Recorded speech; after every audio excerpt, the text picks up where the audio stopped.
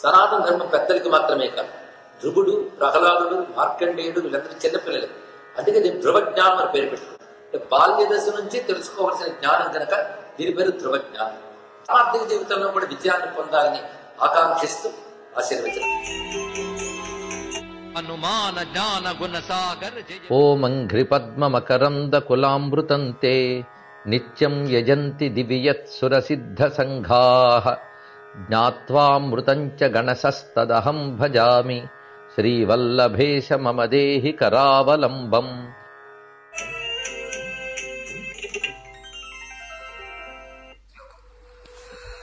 నమః శివాభ్యాం జగదీశ్వర.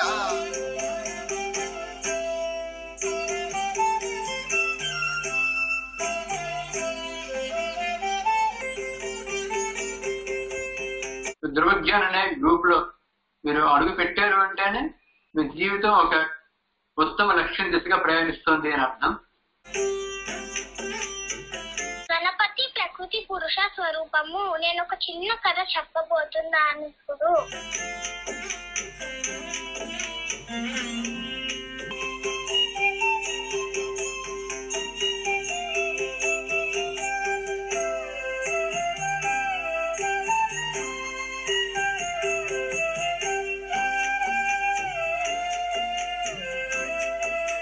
మామూలుగా రూపాన్ని బట్టే కాకుండా వాళ్ళ అంతరార్థాన్ని కూడా తెలుసుకునే విధంగా వాళ్ళ జీవితం వాళ్ళు బాగుపడేలాగా ఈ ప్రోగ్రామ్ డిజైన్ చేశారనిపిస్తుంది. చాలా బాగుంది.